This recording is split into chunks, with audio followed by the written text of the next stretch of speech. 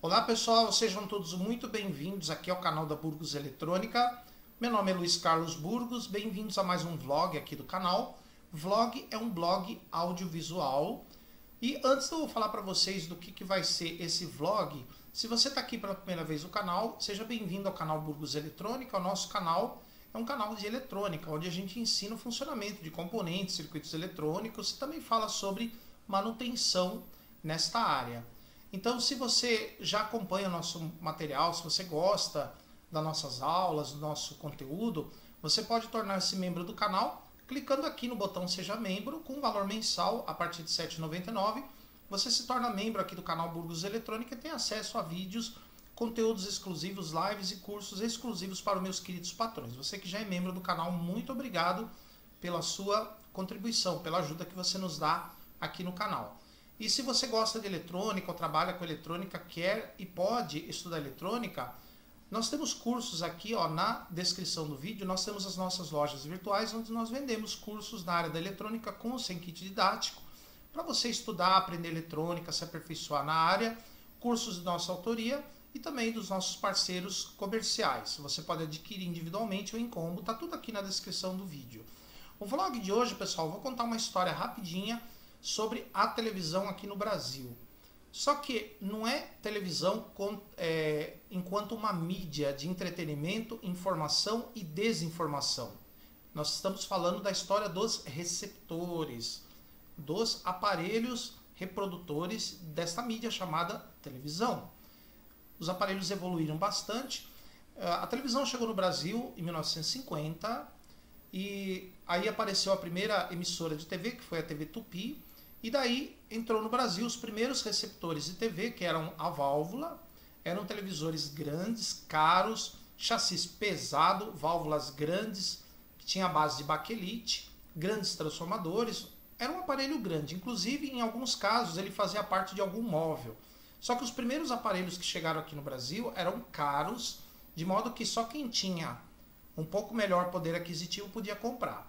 Depois surgiram outras emissoras de TV, como a TV Record, por exemplo, a TV Excelsior, depois a TV Globo, e aí o televisor foi aperfeiçoando, o aparelho receptor de TV foi aperfeiçoando, foram aumentando as ofertas desses aparelhos no mercado, e aí o povão já podia comprar esses equipamentos também, né? Então os televisores foram evoluindo, eles passaram de valvulados, completamente valvulados.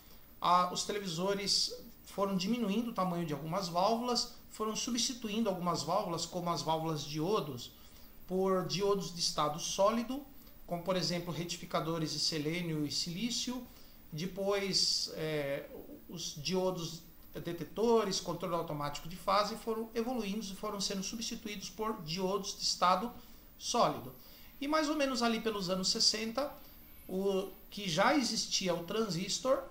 O transistor apareceu na década de 50 e os televisores passaram a usar estado sólido lá na década de 50. Na década de 60 isso foi intensificando, até que no final da década de 60 nós já tínhamos televisores, além de valvulados, transistorizados. Tinha uma parte do televisor que já usava transistores.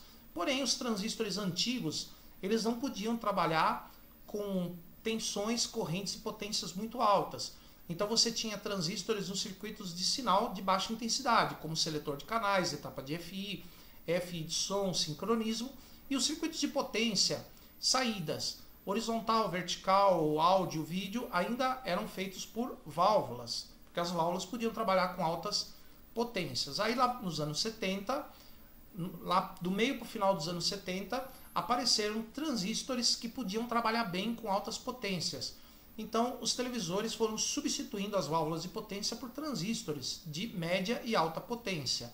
E por fim, lá pelo final dos anos 70, os televisores já eram totalmente transistorizados, já eram de estado sólido. Em 1972 chegou aqui no Brasil a TV a cores, ela apareceu nos Estados Unidos nos anos 60, chegou no Brasil nos anos 70. Os primeiros TVs a cores eram valvulados, depois passaram a ser mistos. O que era um televisor misto? Era um televisor com válvulas e transistores. Ou híbridos, também eram chamados de híbridos. Daí esses televisores, no começo dos anos 80, esses televisores passaram a utilizar transistores e circuitos integrados. E, por fim, os televisores a cores já eram totalmente transistorizados e usavam circuitos integrados. Os primeiros televisores que usavam circuito integrado utilizavam vários integrados. Tinha integrado que trabalhava no circuito de vídeo, tinha um integrado que trabalhava no circuito de cor e tinha um integrado que trabalhava como oscilador horizontal e vertical. Os televisores preto e branco também evoluíram, passaram a utilizar circuito integrado. Então, nessa época, nós tínhamos televisores coloridos, preto e branco. No final dos anos 80, saiu do mercado os televisores preto e branco, saíram do mercado. E aí ficaram os TVs a cores, os TVs CRT a cores. No começo dos anos 90, os televisores passaram a utilizar menos componentes, os CIs foram cada vez mais integrados e você já encontrava televisores com 2 CIs. Um CI, que era o faz tudo, era o processador geral da TV, áudio, vídeo, horizontal, vertical, sincronismo, e tinha um CI que era o microprocessador, que já controlava o funcionamento do televisor. Fora o CI de saída vertical, saída de áudio, que era um CI de potência. E nós tínhamos também aí, no meio dos anos 90 para o final dos anos 90, os televisores passaram a utilizar a comunicação por data e clock para fazer todos os ajustes do televisor e também modo de serviço. Começaram a aparecer nos televisores ali, do meio para o final dos anos 90. Do final dos anos 90, começo dos anos 2000, os televisores passaram a utilizar um chip só, chamado UOC, Ultimate One Chip.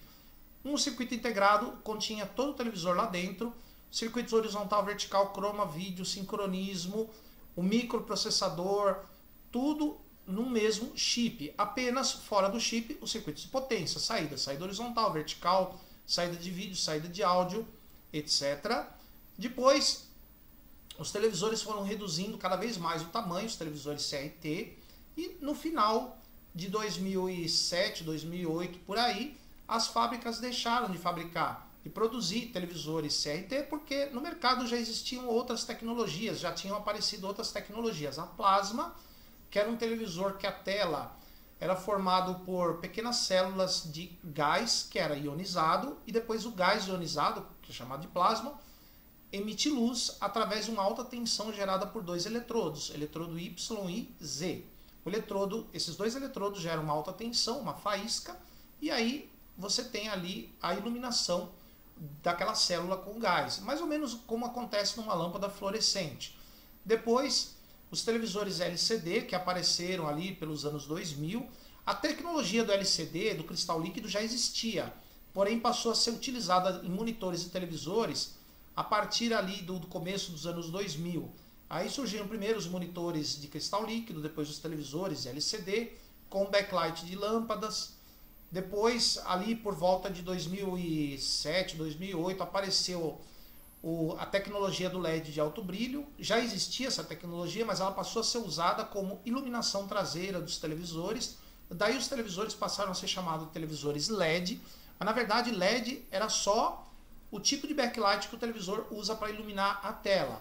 Então você tinha vários tipos de televisores, vários tipos de backlight, formados primeiro por lâmpadas fluorescentes, depois LEDs, e aí os televisores foram evoluindo, os circuitos dessas TVs foram evoluindo, foram diminuindo de tamanho, e depois apareceram outras tecnologias, como por exemplo a tecnologia do OLED, que já existia também, era usado em celulares, por exemplo, em algumas câmeras, em que a tela era formada por minúsculos LEDs orgânicos, né? LEDs orgânicos, e esses LEDs que emitem luz. Então esses aparelhos já não precisavam mais de backlight. Os televisores com a tela formada por minúsculos LEDs. É chamado TV OLED, Organic LED. E depois também surgiu a TV QLED, que a Samsung lançou, que usa pontos quânticos, que aí já é uma coisa um pouquinho mais sofisticada, e são os televisores que tem hoje aí no mercado. Os televisores LED, OLED, algumas QLEDs também, e algumas plasmas que ainda remanesceram no mercado.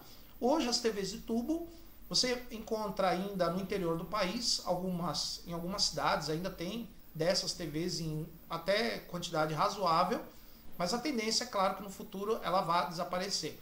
É claro que os televisores vão acompanhando as tecnologias de transmissão, como a transmissão digital, que começou ali por volta do meio dos anos 2000, Depois ela foi oficializada, ela substituiu a transmissão analógica. Hoje em dia a transmissão é digital e os televisores já são adaptados para isso também.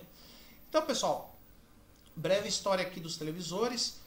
Deixa eu falar uma coisinha para vocês aqui. Eu tenho a ideia de escrever um livro chamado...